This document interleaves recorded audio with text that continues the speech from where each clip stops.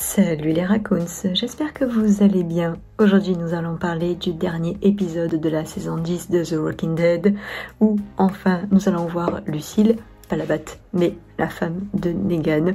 Avant de commencer cette vidéo, je vous préviens, il va y avoir des spoils. La saison 10 vient de se terminer avec un final saisissant. Dans les 5 derniers épisodes, faut se le dire, les épisodes étaient assez ennuyants en fait. On a connu mieux dans la série The Walking Dead. Puis personnellement, j'avais qu'une chose en tête, c'était l'épisode sur Negan. Ils étaient obligés de faire un bon épisode sur lui.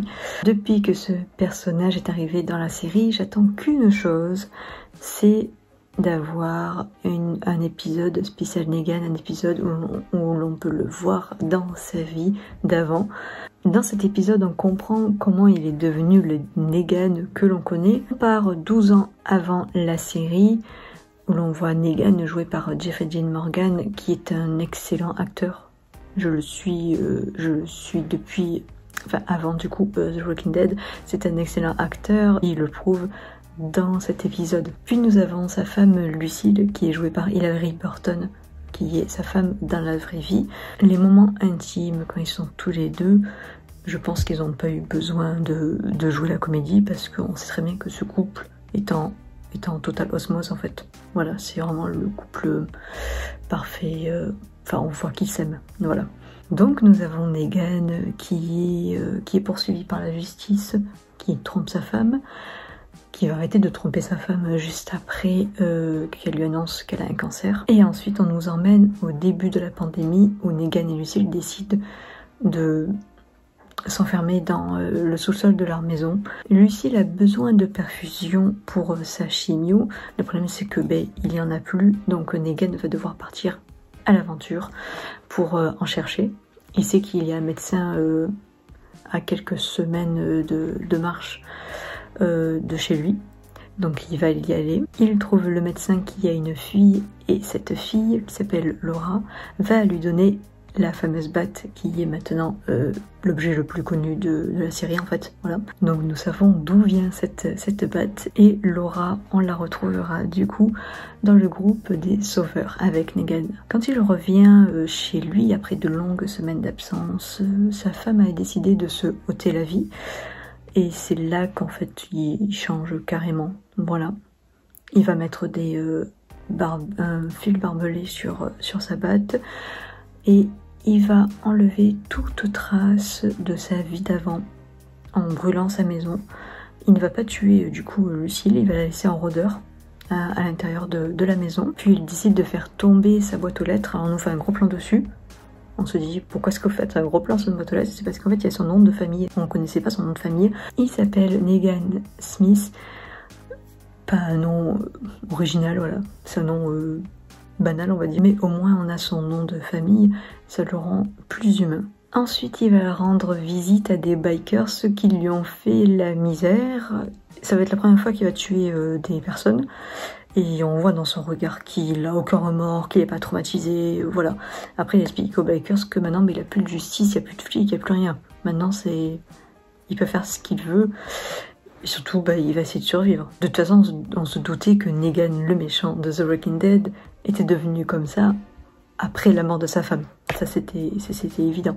Mais c'est bien aussi de le voir en image. Son regard, il change complètement. Là, on se dit, là, c'est le Negan qu'on connaît de la série, quand il a tué Glenn ou Abraham, par exemple.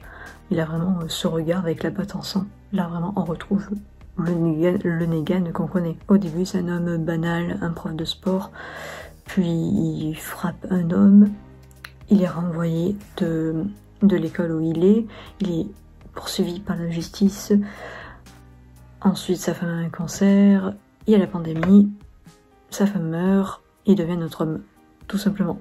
Voilà, il devient un autre homme, mais en fait, on regarde The Walking Dead, tous les personnages changent. À partir du moment où il y a la pandémie, ils changent tous, et ils sont obligés de toute façon, parce que déjà il faut survivre.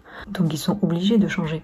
Ensuite on revient à aujourd'hui, où Negan en fait cherche sa batte à l'endroit où il s'est battu contre Rick, donc il retrouve sa batte.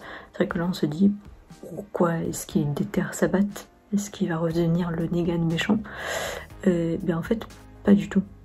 Au contraire, il décide de brûler sa batte en s'excusant auprès de sa femme, auprès de Lucille, de lui avoir donné son nom à une batte qui a fait du coup tant de victimes.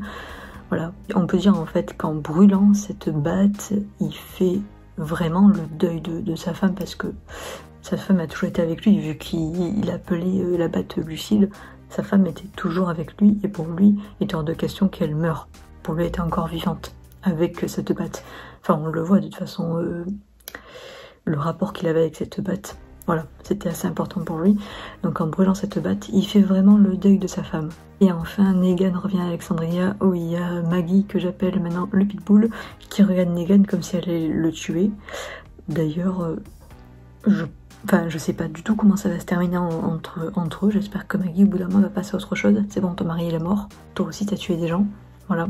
Enfin, tout le monde a tué des personnes de toute façon dans cette série. De toute façon, ce personnage, je ne la supporte pas, mais vraiment pas. Et si vraiment elle arrive à tuer Negan, déjà je vais détester la série, parce que Negan pour moi c'est maintenant le personnage le plus important de la série en fait. Déjà on nous le prouve rien qu'avec cet épisode, et voilà, si elle le tue, ça sert à rien en fait de continuer. Si elle le tue, je sais que j'arrêterai de regarder la série, enfin du coup la dernière saison, j'espère pas.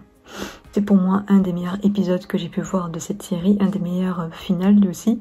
On aurait pu avoir une fin banale avec Negan dans sa vie d'avant, et voilà, c'est tout. Mais on nous montre vraiment plus de choses, et surtout le jeu d'acteur de Jeffrey Dean Morgan est quand même assez saisissant, brillant. Voilà quoi, de toute façon cet homme est vraiment très très doué. Et avec sa femme, l'histoire est encore plus touchante et émouvante. Negan est mon personnage préféré, je savais, enfin j'étais optimiste du coup sur cet épisode, mais ça a quand même dépassé toutes mes attentes. J'ai vraiment hâte de le retrouver dans la saison 11 qui sera diffusée à partir du 22 août de cette année. Voilà, j'ai vraiment hâte. C'est la dernière saison, après c'est fini. The Walking Dead, ça fait quoi? Je crois que ça fait 11 ans que ça existe, voilà. Je l'ai connu au début, ou je confonds avec Game of Thrones à chaque fois. Mais oui, je crois que ça fait 10 ans que je connais au début, je sais plus. Mais oui, 11 ans que la série existe, c'est rare de voir une série qui marche jusqu'au bout. Tant mieux pour eux. Après, et aussi tant mieux que ça se finisse, parce que au bout d'un moment, comme je dis, les meilleures choses ont une fin. Enfin voilà pour mon avis sur le dernier épisode de The Walking Dead, l'épisode spécial Negan. J'espère que cette vidéo vous a plu, dites-moi en commentaire ce que vous avez pensé de cet épisode, je lis vos commentaires et nous on se retrouve très bientôt pour une nouvelle vidéo. Salut tout le monde!